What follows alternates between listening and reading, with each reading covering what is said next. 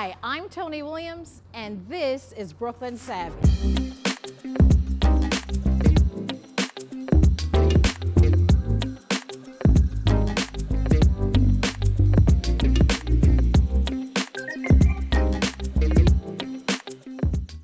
Hi, I'm Tony Williams, and welcome to Brooklyn Savvy. We are delighted to have the co-chair of the New York Women's Foundation, Grainne McNamara, as our guest today. So happy to see you. What I'd like to do is introduce our Savvy panelistas.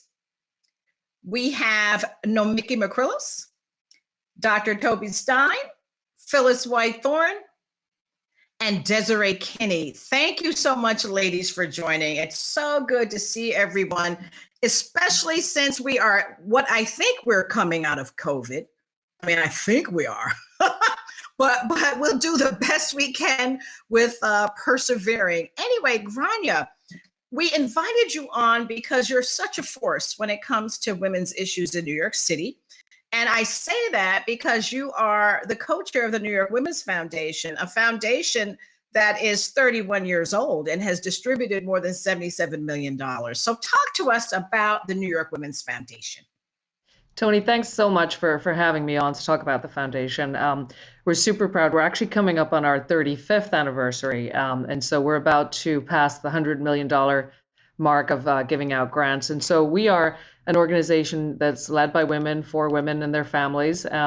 We are the largest public foundation of our kind in the United States, and one of the largest in the world, which tells you a couple of things. One is that we've had a really successful history of supporting women and girls and families in New York City, but also that not enough money in philanthropy goes towards women and girls. We support community-led organizations, what we call our grantee partners in all 5 boroughs of the city. And we fund primarily issues around economic security for women and their families, anti-violence programs for women and their families, and sexual and reproductive rights for women. And so, we take a pretty expansive view of gender. And so, we support, for example, we're a very large funder of the transgender community here in New York City, one of the largest actually in the country. And reading about you, you also talk about cis and transgender. And for those of us who may not be quite there yet when it comes to new terminology, when we talk about cis, what are we speaking of when we speak about that? Yeah, thanks, Tony, for clarifying. So again, just thinking about it expansively. So when we say cis, we mean folks who still represent the gender that they were born in. When we say non-binary, we're referring to folks who have a more fluid interpretation of their gender. And I guess ultimately we can think of gender as something of an arbitrary construct anyway, in particular as it relates to how we think about resources and rights and so forth that are allocated to people. We like to sort of break that down and be as inclusive as possible when it comes to welcoming people into the foundation and into the work that we do. Excellent. Now talk a little bit about, or could you share with us your investment strategy? Because typically a foundation really wants to move the needle on certain issues. Can you speak to us about that?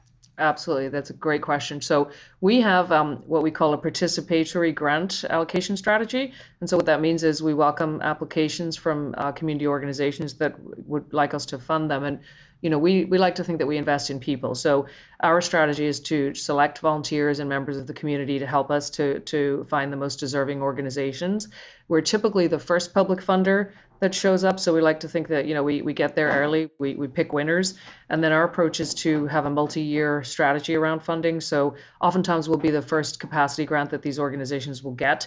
So what does that mean really? It means, we're sort of funding leadership really is the way to think about it. So we're finding who are those folks in the community who are very proximate to the issues that are, faced by the more marginalized communities that are there, and then who's best placed to lead that organization. And so when the New York Women's Foundation, when we arrive on the scene, what we're really doing is funding capacity for that leader to really affect change in their local community. And so that would be part of it is, making sure we're picking the right communities, community organizations with the right leaders. But then because we fund, multiple organizations, we've funded about 500 community organizations to date. 80% of which are still in existence. So we have a really good track record of picking good ones. And so because we fund a variety of different issues in that community, we have a better chance of actually lifting the lives of the most marginalized community members that are there. How do you measure your impact? Yeah, so I mean, part of it would be making sure that these organizations can grow. And so, many of them do end up on the national stage. So we're New York based, funding New York organizations in the 5 boroughs of New York. But many of our organizations have graduated to what I'll call the national stage and have attracted funding from some of the larger, family foundations and so forth. And so, we have an excellent programming staff that stays very, very close to these organizations. So they're, very connected to those leaders. They're very active. The large foundations can't really cover the ground that we cover in the boroughs. They can't get down to the size of organization that we can get down to. And because we've been doing it for 35 years almost in New York City, there's a lot of history there. There's a lot of organizational, understanding and because we fund for multiple years, I think that's really important in the strategy, is to not just sort of show up front for a year and then, disappear. We give multi-year grants that really allows these organizations to flourish. Now, and this will be my last question, and I'm going to turn it over to the savvy panel here. Radical generosity. What do you mean when you, because we got radical empathy, everything's radical. Radical accountability, everything's radical. So what does radical generosity look like? We're in radical times, Tony. So radical times called for radical women running radical organizations. But radical women.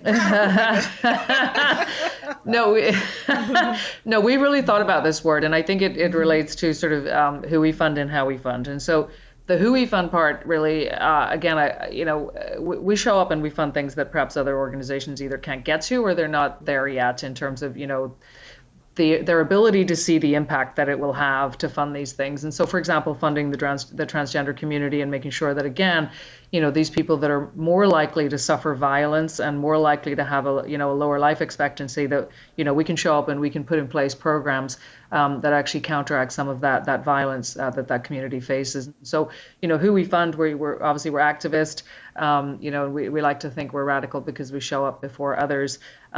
And then the second thing I would say is that the way that we operate as a philanthropic organization, Ana Oliveira, who's our CEO and president, likes to say, come as you are and do what you can. And what we mean by that is not everybody can afford, the $1,000 table at the gala, or the multi-year commitment of millions of dollars. And so what we do is we have collective giving, and we talk about the power of collective giving. So we have our Circle of Sisters, which brings people together for sustainable giving over a number of months, that when we add it all together and we do it collectively, we can actually make a difference. So we're sort of pooling people's funds to make a difference. And we like to think that's a little radical versus some of the more traditional philanthropic organizations that maybe are more used to some of the larger checks. Excellent. We like those too, but we don't always get them. So I'm going to open it up to our panelists. Does anybody have a burning question for Grainne? Toby. I really admire your guiding principles. And I know that one of them is that your grantees are partners and knowledgeable experts. And I wanted to know, how does that factor into your grant making? Yeah, that's a really excellent question. So we very much believe that problems and solutions are found in the same places. So we don't sort of show up with the playbook and say, this is how you ought to run your organization in Harlem, and the foundation is here to tell you what to do.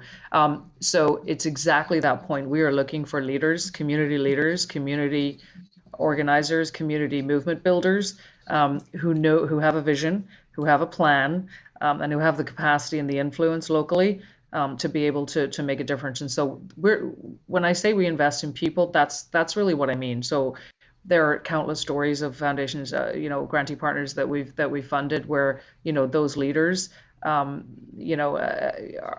really, making the difference. So, even if I think about the Me Too movement, we were one of the first funders of Tarana Burke when that was not a hashtag. It was a, local organization funding, survivors of violence.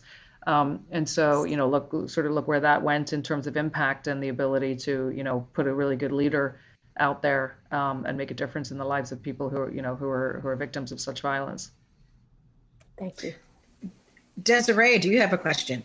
Yes, I do. And I want to also take my hat off to you for the amazing work that you're doing in the community. I know I've known you personally for years, and you are definitely a change maker in the community. And I can see the impact of New York Women's Foundation. With that being said, I have to quote the amazing, I don't know if she'd say she's radical, but I think she's transformational, Michelle Obama, when she said, "There's no limit to what we as women can achieve."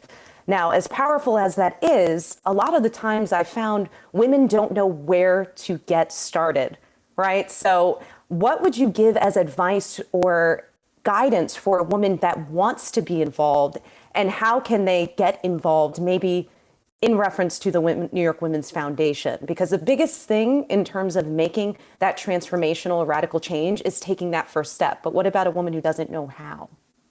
Thank you so much, Desiree, for your kind words. And yeah, I mean, I think we have a number of ways that people can get involved with the organization. We have an emerging leaders network where we have a lot of budding young philanthropists who are part of that, and that's they sort of have organized themselves to do similar things that that the board, equivalent to what the board does. So, for example, local fundraising, big understanding the work and supporting the work and being allies for the work.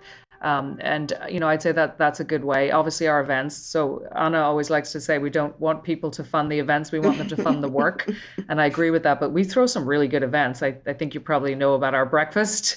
2,500 fierce women and a few brave men in one room. And so again, coming to our events, looking for opportunities to be a leader in some of the work that we do around Emerging Leaders Network. In the corporate world, we have a lot of inroads into the corporate world. We are always looking to increase our engagement with the corporate community. So there are lots of opportunities for women in corporate America to get involved and help us, and to sort of bring the foundation to their workplaces and bring themselves to the foundation. Nomiki. Yes. Grainne, post-COVID and now with all the new normal, how has that affected, if not, your organization and some of the services they're looking at providing or funding programs? Has there been an impact with that?